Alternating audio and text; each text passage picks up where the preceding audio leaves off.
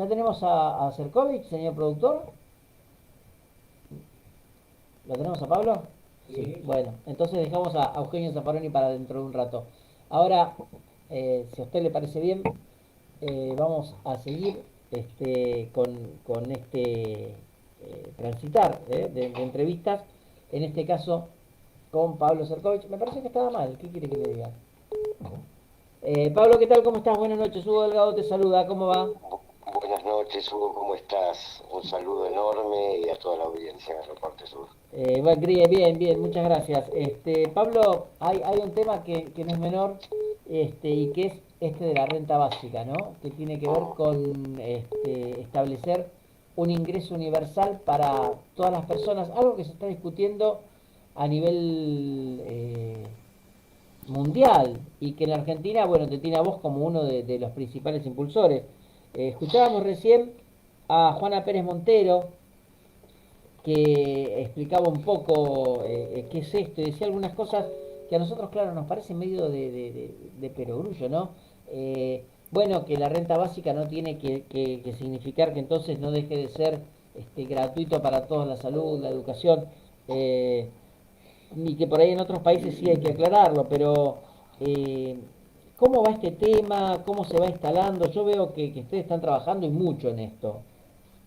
bien, bueno, en principio te agradezco la oportunidad de tratar de esclarecernos entre todos. Esto es un proceso que está vivo, en el que estamos interviniendo desde los distintos espacios y que va modificándose, transformándose en la medida en que es intervenido. La realidad es que hay hoy un convencimiento, después de mucho debate y después de la pandemia, sobre la necesidad de redistribuir riqueza de alguna manera. Hoy mismo Oxfam presentaba un informe en el que en el que hace referencia al nivel de concentración de la riqueza a nivel global. El informe se llama Beneficiándose del dolor, imagínate.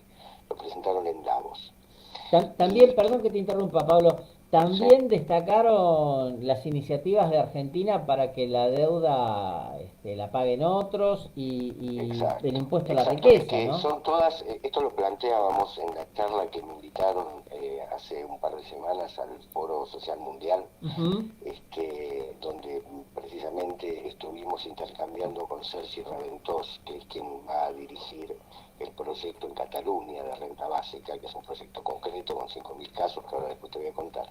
Pero el punto es que ahí ya planteábamos la concentración que hay hoy de la riqueza y la necesidad de su redistribución. Fíjate en qué punto estamos todos en consonancia, que efectivamente hoy se hace esta presentación que precisamente destaca los aspectos que fueron en ese sentido en todo este proceso argentino y que consistió en principio en el aporte solidario de las grandes fortunas como una herramienta de redistribución, de transferencia, y que posteriormente se ve reflejado en el proyecto que se aprobó en senadores la semana pasada y que propone la creación de un fondo nacional para el pago de nuestros compromisos externos. Y yo te estoy hablando de esto no casualmente, sino porque acá hay un desarrollo que es el siguiente. Vos me preguntabas por la salud, por la educación. Yo, para ponerlo en contexto para vos y para la audiencia, diría que sin recursos no existen los derechos. ¿Ok? Partamos de esa base. Esto es, si nosotros hablamos de educación, la educación hay que financiarla. Si hablamos de salud, la salud hay que financiarla. Si hablamos de seguridad, si hablamos de todos nuestros derechos conquistados, tenemos que financiar su efectivización. En este sentido, hoy, frente a este proceso de acumulación de riqueza, nosotros vemos desde hace tiempo en la renta básica un dispositivo genuino, válido, de redistribución de riqueza.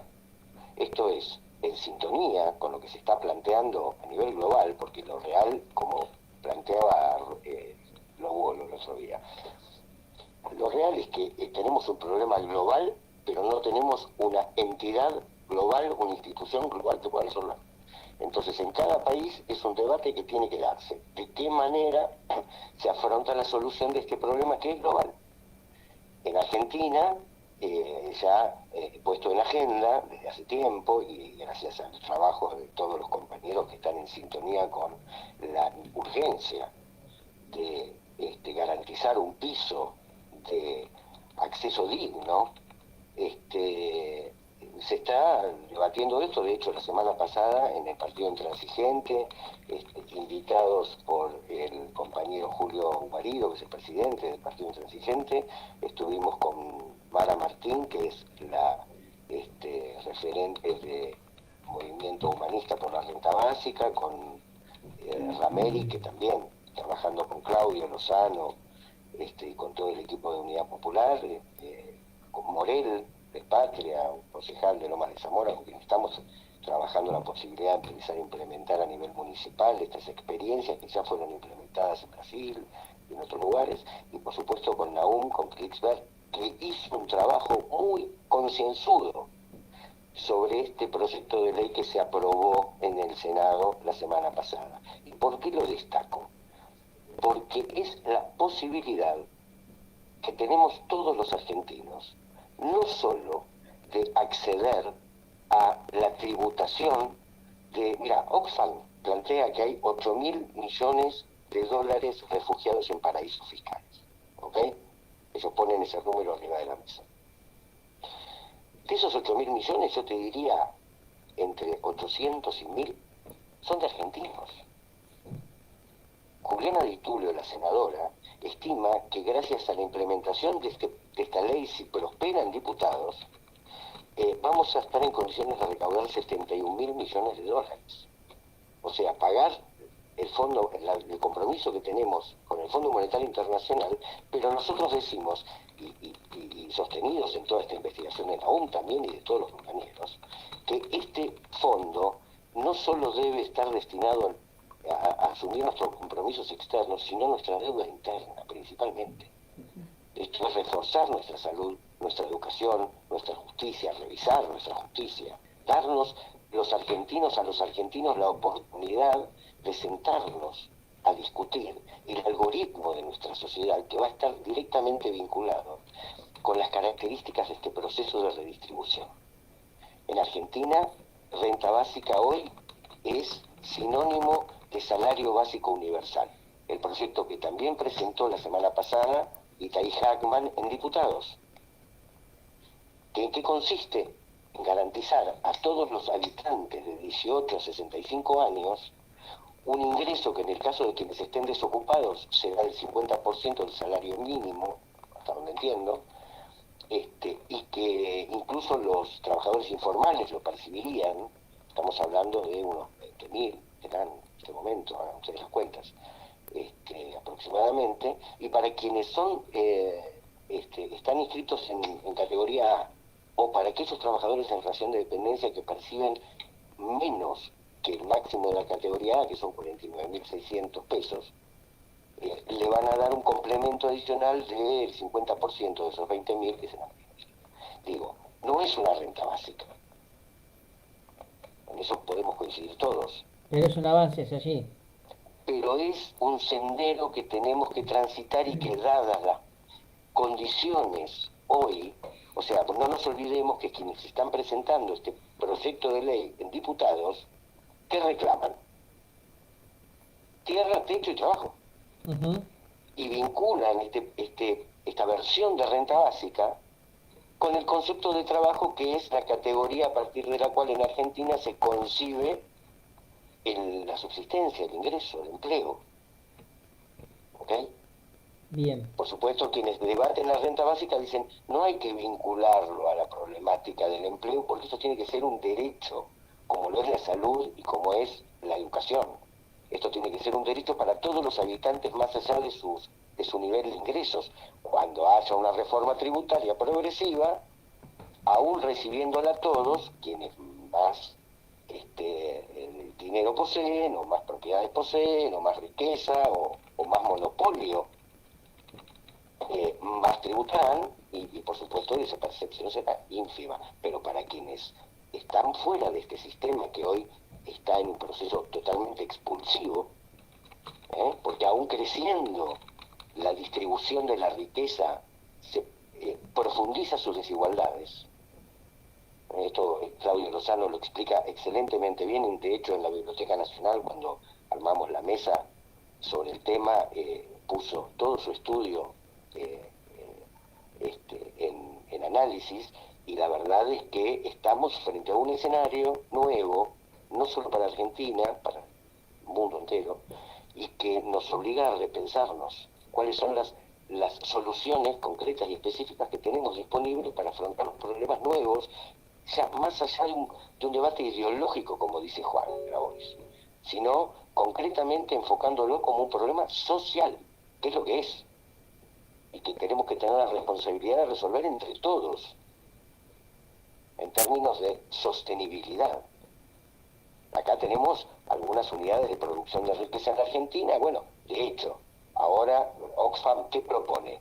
Propone impuestos extraordinarios, como los que se aplican hoy para el Fondo Fiduciario para la Estabilización del Precio de la Harina, o los que se plantean aplicar a los hidrocarburos supongo que para estos procesos de redistribución, como este IFE que van a otorgar ahora, pero ya es una práctica la transferencia monetaria que concibe el ciudadano argentino como una posibilidad y que antes de la pandemia no concebía, y que enlaza directamente con el necesario proceso de redistribución de riqueza, porque como te decía, tenemos en Argentina 7 unidades de producción de riqueza que están siendo explotadas por un capital en su 80% extranjerizado,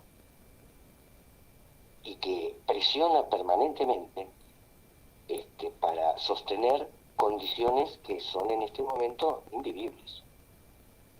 Entonces, los estados nacionales, hoy rejerarquizados después de la pandemia, ahora todos tienen el desafío de afrontar un problema que es casi tan enorme o mucho más que lo que fue una pandemia circunstancial, que es la pandemia del neoliberalismo, en el que impactan las nuevas tecnologías en los procesos productivos y de servicios, y la mano de obra, sabemos lo que pasa. Entonces, si queremos los argentinos debatir seriamente sobre cuáles son nuestros problemas y buscar soluciones, que no solo las vamos a buscar en el ámbito local, nosotros mismos integramos la Red Latinoamericana por la Renta Básica, integramos, la charla del Esfuerzo Social Mundial la organizó la Red Humanista por la Renta Básica, en la que estaba Juana Pérez Montero. Hay una cantidad de intelectuales, una cantidad de técnicos, una cantidad de compañeros que están todos en este momento preocupados por esta problemática, interesados por encontrar soluciones de manera urgente, y creo que estamos todos en condiciones de colaborar en forma conjunta para ir dando solución a los problemas. En este caso, hoy tenemos en diputados dos leyes, que Pablo, evidentemente se han parido por separado, pero que nosotros como militantes las vemos unidas como un proceso en oportunidad, que es la oportunidad de financiar al Estado. Klinsberg, Nahum, ¿qué dice? Dice que además de los 240.000 millones de dólares que es posible recaudar con esta ley, si se introducen las modificaciones que él propone, y que además yo las escuché y hay que prestarle mucha atención, porque son muy sensatas, dice que además en este momento se están fugando, se están evadiendo del país 100.000 millones de dólares que podrían estar entrando, otro PBI que podría estar ingresando en este momento a las arcas públicas, no solo para financiar una renta básica y resolver el problema del hambre y la miseria en Argentina, sino para volver a ese proceso de planeamiento estratégico de un país soberano. claro, te adelantaste a la pregunta, ¿no? Porque era de dónde... Perdón. No, está perfecto, porque te iba a decir, ¿de dónde va a salir la plata, no? Porque esa va a ser, me imagino, la gran pregunta de quienes se opongan a este establecimiento de la renta básica. Bueno, es que es la gran pregunta que se hacen en el resto del mundo, y es lo que efectivamente tiene trabada la renta básica, porque imponer la renta básica significa vulnerar los privilegios de quienes hoy disponen de los recursos y no quieren sacrificar sus utilidades para incrementar los derechos de la ciudadanía. Esto es más viejo que no lo inventamos nosotros. No, bueno, claramente Y vivimos... entonces, Esto es necesario linkearlo, en efecto, con una reforma tributaria progresiva. Como no se tiene en este momento la correlación de fuerza en los distintos países para obtener esa modificación, para imponer una reforma tributaria progresiva como la que se necesita, entonces lo que nosotros estamos haciendo es tomando este modelo, o sea, esta ley que propuso el senador Parrilli, de la mano de todo el bloque del Frente de Todos, para buscar una solución en Argentina, como iniciativa linkeada a la renta básica, para que la tomen en todo el continente, porque es necesario financiarla más allá de esta puja legislativa, porque todos nuestros países en este momento coinciden, comparten los mismos dispositivos de sustracción de recursos, porque son los mismos los intereses que sustraen nuestros recursos y que operan sobre el continente para poder permanecer en esa situación de privilegio. Si vos te fijas, hoy la embajada uruguaya, acá hablamos de soberanía, el Ministerio de Asuntos Exteriores, en un comunicado de prensa del 82, festeja que se reunieron Lacalle Pou y Boris Johnson, ¿ok? Y yo no sé si vos podés linkear esto con el problema que nosotros tenemos con el canal Magdalena y con el río Paraná. Claramente, ¿no? Claramente. Y con Inglaterra en la Malvinas. Claramente. ¿No? Evidentemente estamos en un momento de quiebre, ¿no? Yo no sé si fue la pandemia o qué, pero da la impresión que alguien pateó la mesa a nivel mundial, pateó el tablero y ahora las fichas están todas revueltas porque desde plantear cosas como, por ejemplo, bueno, y algo que es de sentido común, ¿no? Porque si un empresario aplica una maquinaria que triplica la productividad del trabajador, claramente el trabajador tiene que trabajar menos horas y eso es algo que se está planteando y se está llevando a cabo, por ejemplo, en España.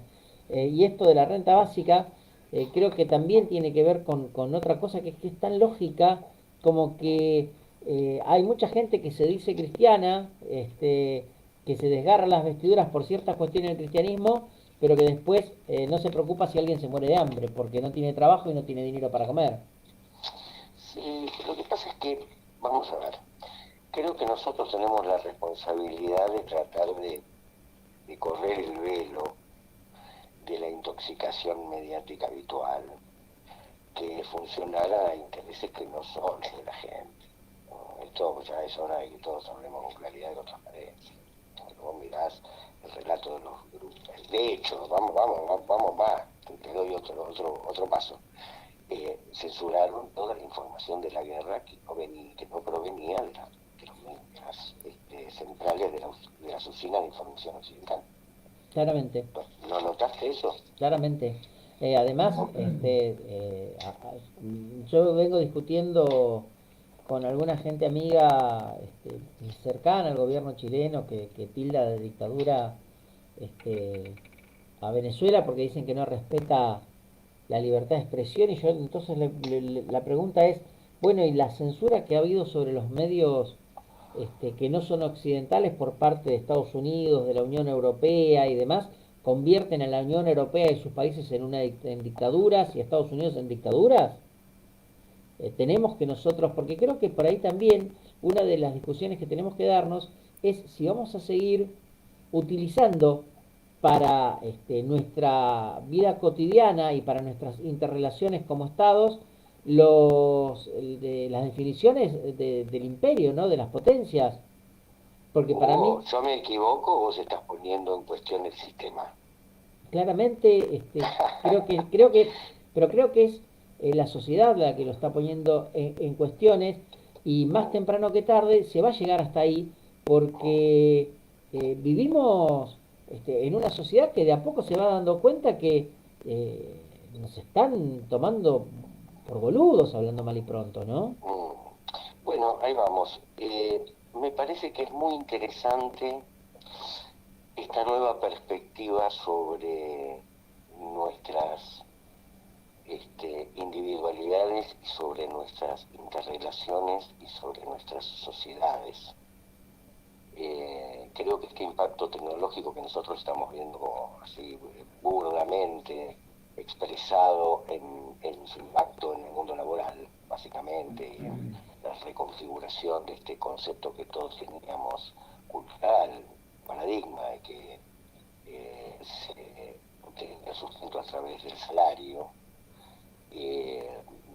Porque vos fíjate además que interesante, perdóname si me pierdo, pero esta charla está buenísima. Vos fíjate que el problema originario de todo esto nos remonta a una carta de derechos que se firmó en Inglaterra, donde los señores feudales, a pesar de poseer las tierras, se comprometían a no alambrarlas, porque reconocían el derecho de los, no sé cómo los denominarían en aquel momento, me imagino siervos, plebes, como se autodenominarían, debían poder transitar libremente para proveerse de todo lo que necesitaran para su subsistencia. Ese fue el conflicto. Y el salario aparece cuando efectivamente se alambra, se desposee a toda esa gente que podía proveerse libremente, y entonces empieza a proveerse de un salario. Y ese es el origen. Por eso cuando yo escucho tierra, techo, trabajo, es que pienso en tantas cosas. Lo primero que pienso es que tenemos problemas nuevos y nos siguen pasando las cosas viejas. Claramente. Y ahí estamos parados, tratando a veces de resolver los nuevos problemas con recetas viejas que ya no nos sirven, y a veces imaginando el futuro, como heredamos nosotros el pasado. Me parece que este es un momento extremadamente interesante que nos invita a reflexionar sobre la sociedad líquida, que seguramente escuchaste hablar de estos conceptos tan interesantes, y cómo se redefine hoy todo en cómo es nuestra estructura de representación, nuestra estructura, el dispositivo de funcionamiento de nuestra sociedad. Si estas dos cuestiones en este momento están acopladas o están desacopladas, en qué cambios hay que hacer para acoplarlo, porque tarde o temprano el proceso histórico nos dice que va a terminar acoplado. La pregunta es, ¿cuánto vamos a tardar? Claro. ¿No es cierto? Si nosotros lo vamos a ver o lo van a ver nuestros tataranietos, ¿no? Sin embargo, me parece que en este momento, como vos decías hace un rato, hay, digamos, este movimiento geopolítico permite oportunidades. Pero son oportunidades solo aprovechables si se abordan desde una perspectiva soberana. Claramente. Porque Bueno, no tenemos otra opción. Nosotros necesitamos preservar nuestros intereses, que son los intereses de la población, no del mercado. De la población. ¿Cuáles son los intereses de la población en un mundo en guerra? Eso tenemos que preguntarnos. Es lo que se pregunta a todo el mundo hoy. Tenemos que hacer las preguntas correctas. ¿Está bien? Porque sabemos que crecimiento no significa distribución. O sea, sabemos que ganen más plata a nosotros no nos dice nada. Porque cada vez hay un escenario de mayor marginación sistémica. Entonces, ¿cuál es el centro de nuestras preguntas? Creo que tenemos que volver a encontrar nuestro centro. Mira, el justicialismo es un movimiento humanista que ante todo se preocupa por la población. Y si nosotros ponemos el foco en la pregunta a partir de ese enfoque, hay muchas, te diría, categorías, prioridades que nosotros tenemos hoy cuando analizamos la realidad, que se ubicarían en un lugar totalmente distinto. Yo a veces digo, somos los únicos seres inteligentes que conocemos en el universo. Acá hay 47 millones y algo, dice el censo último. Y no le garantizamos la subsistencia. ¿Sabes de qué estamos hablando? ¿Ya no van a pensar las generaciones futuras de nosotros? yo sé lo que están pensando estas, pero bueno, Qué terrible, ¿no? Pablo, la verdad que es un placer, te vamos a volver a convocar en no mucho tiempo para seguir charlando de esto, porque creo que la renta básica es algo de lo que hay que discutir, pero además porque también es agradable discutir con vos y poner a cuestionarnos muchas otras cosas, porque lo hablábamos un rato con Oscar Laborde y bueno, lo venimos hablando Oscar, con todo el bueno, mundo.